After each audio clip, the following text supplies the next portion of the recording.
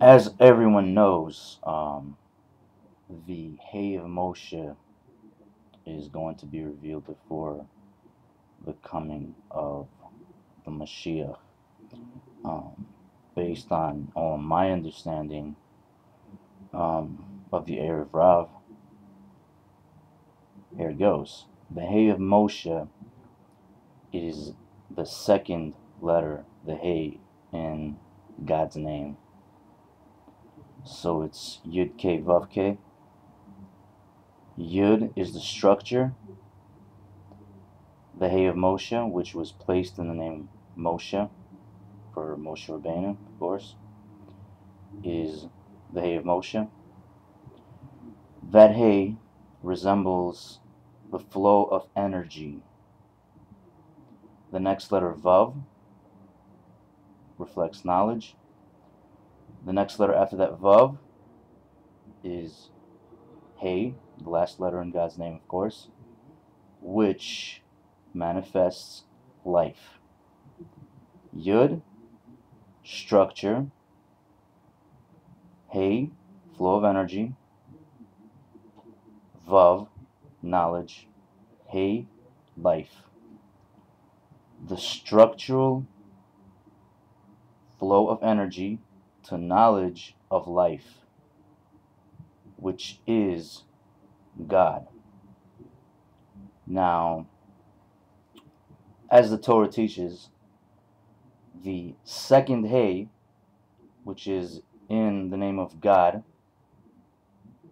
is the Hay that the Erev Rav keeps out of its place.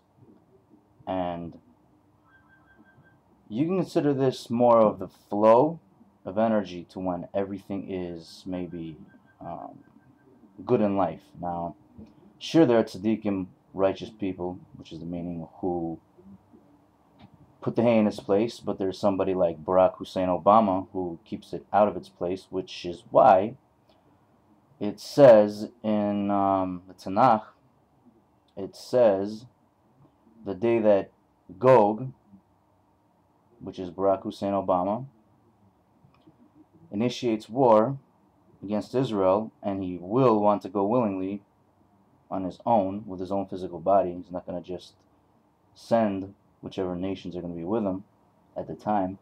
He's going to want to go with his body, physically. And it says on that day, judgment will be set, etc., etc., and the kingship will be given to the holy nation, which is Israel.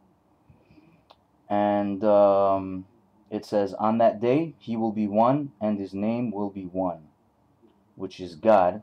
He will be one.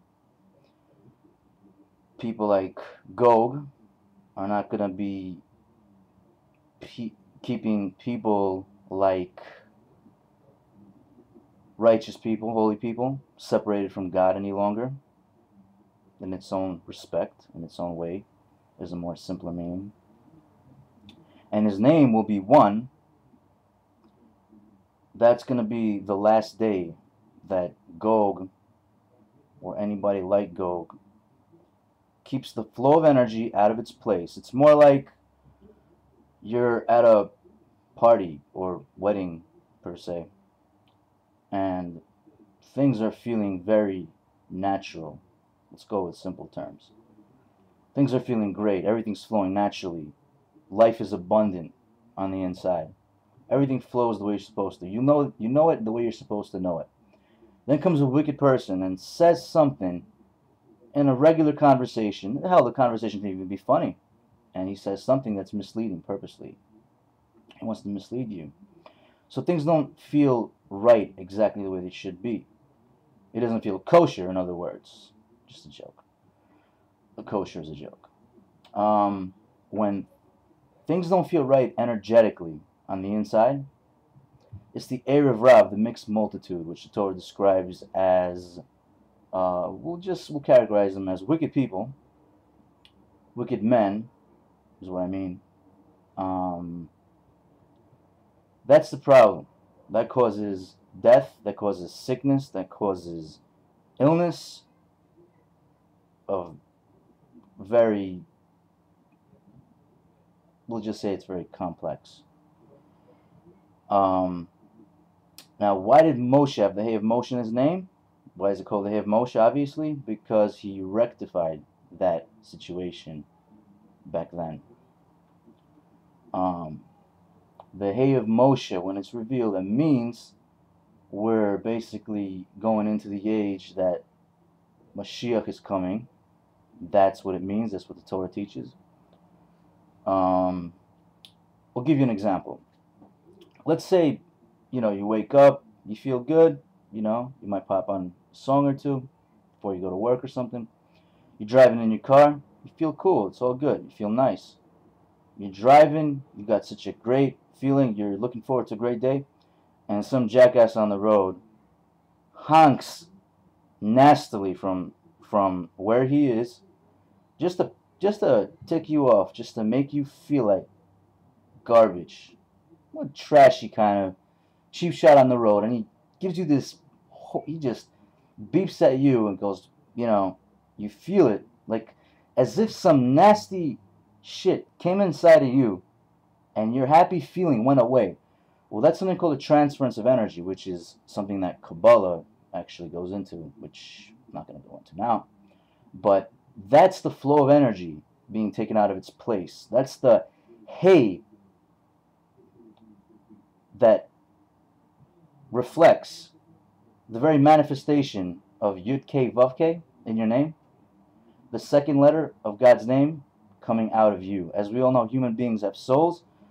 Wicked men forfeit their souls, of course, and that's what they're there to make you do, and it's not their job to do so.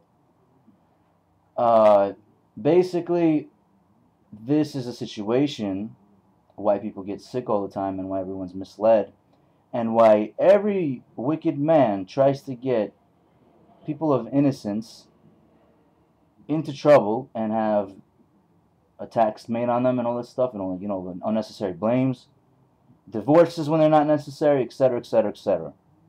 So the second letter of God's name, the Hay, which reflects you as well, and as well as He will be one in the term, that God will be one on that day, and His name will be one on that day, as it says, He will be one and His name will be one, is a separation from you to God, the part of you that is mostly godly-like.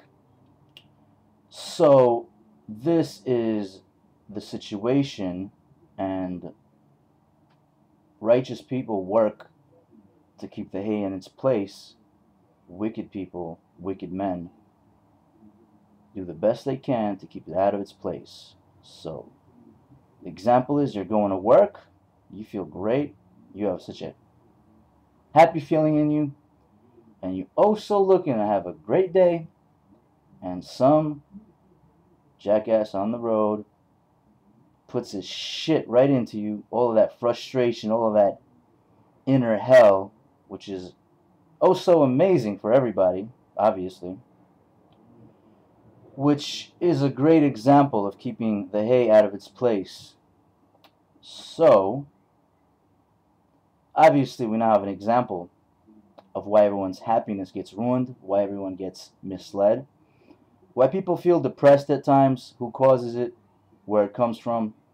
And if anybody knows how to cure, so to speak, to put the hay into God's name, that's where your cure is. So,